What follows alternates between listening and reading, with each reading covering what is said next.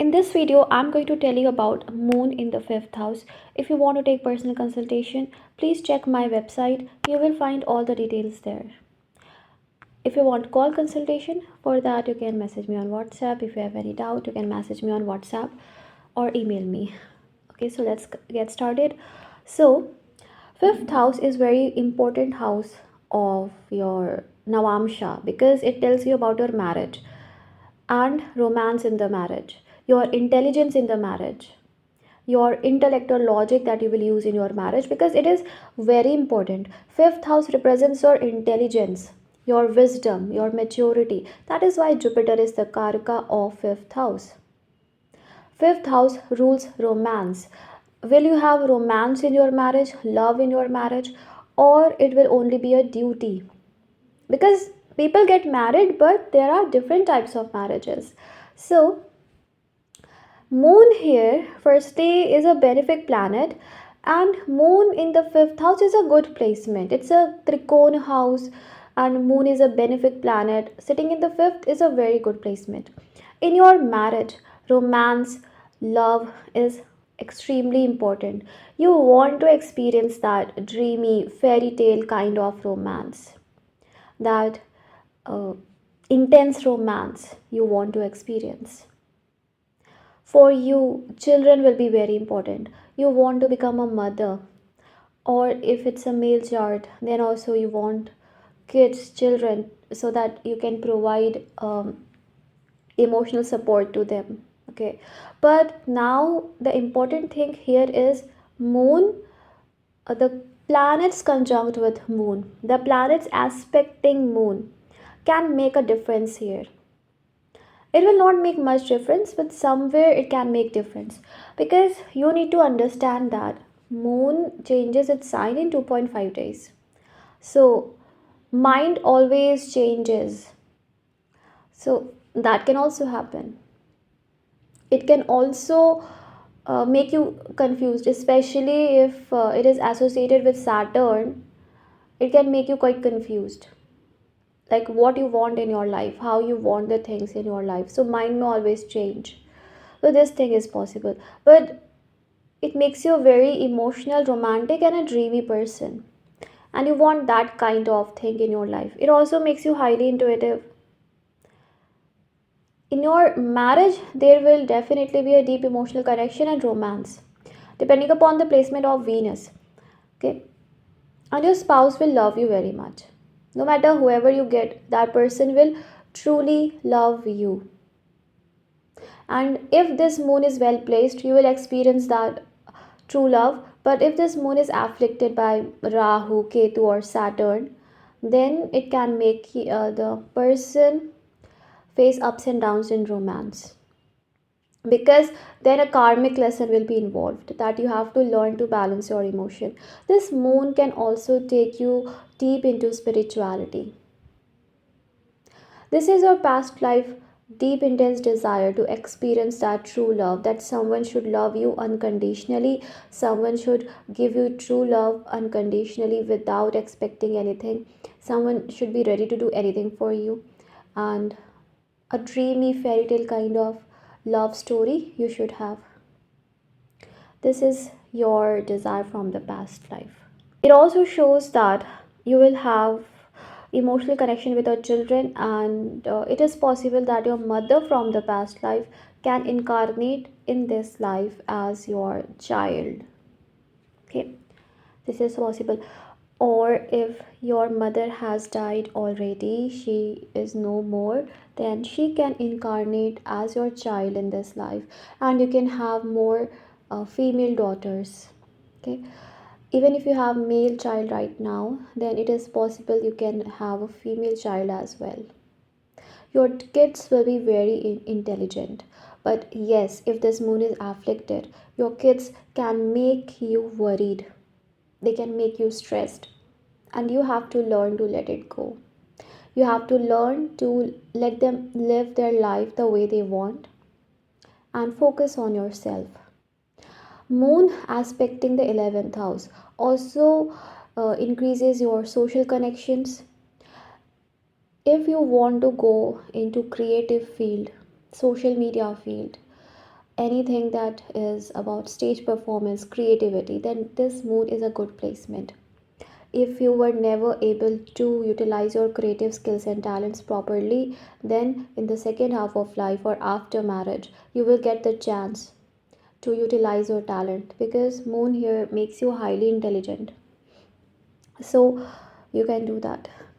In your marriage, you will make decisions emotionally. You will give priority to emotions. If this moon is well placed, your emotions will be balanced. But if this moon is not well placed, then it can make you make wrong decisions in your marriage.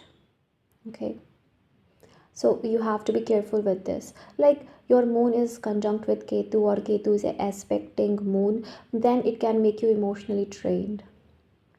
It will become hard for you to connect with people emotionally, or it can take you towards spirituality, deep into spirituality. If Ketu is connected here with moon, then it is better to do social service. Okay, Saturn, if connected with moon, it will make you very much like a serious kind of person, or a practical kind of person, where you will you will want a dreamy fairy tale relationship or romance, but not with the wrong person. Okay, so you will become picky, you will become practical, and you will also focus on the practical side of life, that yes, I want dreamy love and romance, but I can only get it with the right person. I am not so much living in my dreams that I'm not able to make the wrong choices in my life. So this type of trait with Rahu here, moon Rahu, intense emotions you will feel. It will increase, intensify your desires for romance, love, but it can also make you very clever and obsessed. So you have to be careful with this energy of Rahu. And with Rahu, be careful while making wrong decisions, because you can feel emotions so deeply that it can hurt you if your seventh lord is not well placed. So you have to be careful with that. With Venus, so soft, so sensitive, so lovely nature, you will have, and definitely you will experience that romance. Okay, but you become very sensitive soul, so it is better you stay away from negativity. 100% your desire is love, romance from the past, or creativity. Okay, with sun, if like moon is with sun, then ego clashes, ego can happen in relationship. Okay, egoistic personality either you or your spouse can have. Your decisions in your marriage can be based upon ego, pride. But if sun and moon are far away from each other, not very close to each other, then this thing will not be there. Okay, sun will brighten the moon and give it power. Okay, and then I don't know why I'm telling with all the planets, but I want to make it clear properly, because moon is a very delicate planet, and it represents your mind, so it works according to your planets that are conjunct with it. Okay, but still moon is moon, which represents emotion, sensitivity, all that naturally you will have. Though now, which planets are left? Mercury. With Mercury, you will be like, if you give me love, I will give you love. If you give me care, I will give you care. If you don't give it to me, I will also not give. This type of trait with Mercury, it makes you very intelligent and clever. So you can utilize it in your career and your work, and you can get great success. But with Mercury, as it is a child, people can misuse your innocence, because it makes you very innocent. So be careful that you are not misused. Okay, with Mars, moon is good, Chandra Mangal yoga is created, but moon and Mars are friends also. But Mars here can also make you super active. Mind is always active, so you need to channelize it properly. In your relationship and marriage, you will make straightforward decisions. If you want to do this, then do it. If you want to be with me, be with me. If you don't want to be with me, don't be with me. So kind of super active mind. It makes you very intelligent also here, very logical also. Now with Mars, moon Mars, logic will be involved. You will become a logical person. You will have dreams, a dreamy fairy tale romance you may want, but you will also be logical. Like, how can you fulfill it? It only depends upon your logic. It can also give you a little bit anger issues, okay? Or it can make you quite passionate, extremely passionate. Like, you can do anything for your lover. When Mars comes into power, it can do anything. So if this Mars is strong, you can do anything for your partner, but you can also not tolerate nonsense if this Mars is strong. So someone who is hurting you or not serious with you, you will just want to leave that person. Then with Jupiter, you will have lots of wisdom, devotion.